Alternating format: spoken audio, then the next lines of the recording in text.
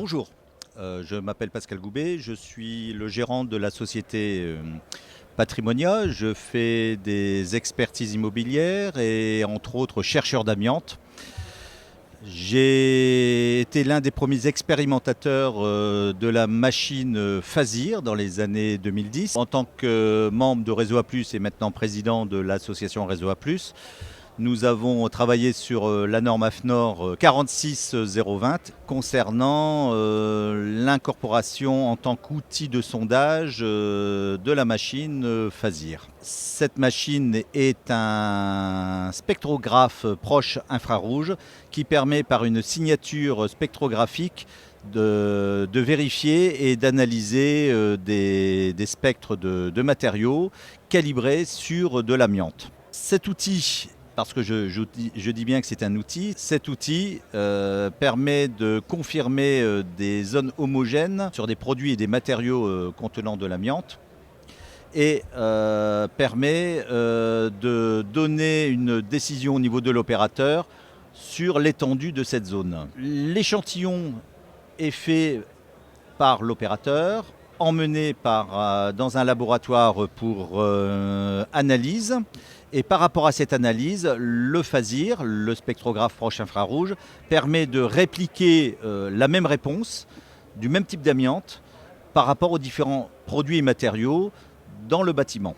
Et quand nous avons une réponse tout à fait différente, ça nous permet de refaire une nouvelle zone d'approche, une nouvelle zone de cohérence, de refaire un échantillonnage vérifié par un laboratoire et de reconfirmer avec cet outil pour savoir si la zone est toujours parfaite ou non parfaite. Donc c'est un instrument qui a ses limites, il est vrai, mais qui permet aux diagnostiqueurs et surtout aux donneurs d'ordre de savoir exactement l'étendue de la zone amiantée. Les caractéristiques techniques de cet appareil a certaines limites, comme tout type d'appareil scientifique. La limite, c'est que c'est une vérification surfacique, donc on ne peut pas voir à l'intérieur des matériaux. Donc si nous avons un écran, ça nous permet de ne pas voir le matériau, premièrement.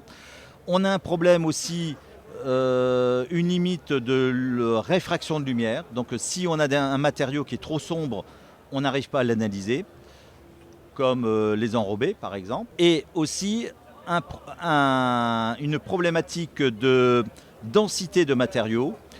Je parle bien de matériaux et non pas de produits, parce que le matériau est un produit qui a été manufacturé sur place avec une quantité d'amiante plus ou moins exacte.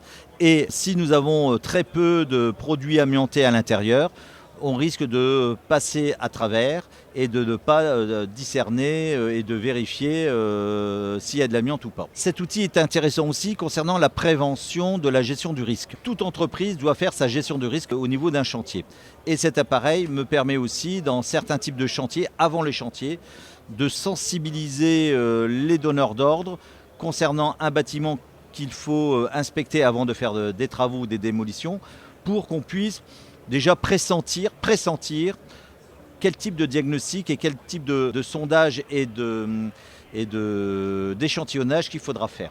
Donc c'est un outil polyvalent pour la gestion du risque et aussi un outil très intéressant concernant l'opérateur de diagnostic, car il permet de mieux aider à sa décision concernant des produits et des matériaux contenant de l'amiante et surtout de définir la zone. Le désamiantage ou les travaux coûtent très cher et si on a une mauvaise approche au niveau des zones, ça peut coûter très cher. Donc là, ça permet aussi de quantifier, de rationaliser et de vérifier vraiment les zones homogènes. C'est un outil intéressant.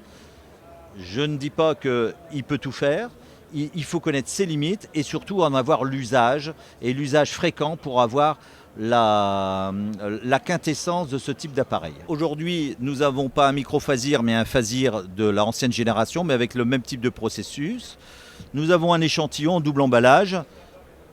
Nous pouvons le travailler sur place, le mettre en double emballage et travailler chez soi ou dans une pièce spécialisée pour qu'on puisse vérifier l'échantillon.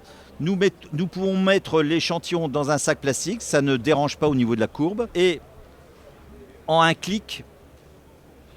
Donc là, nous sommes en rouge, c'est-à-dire c'est en analyse, et quand il va devenir vert, l'analyse est faite déjà, et là nous avons une réponse qui est ici, chrysotile. Asbestos, chrysotile. Voilà. Donc une rapidité de décision, de vérification, mais toujours dans une notion de sondage compatible avec un échantillon qui a été vérifié par un laboratoire.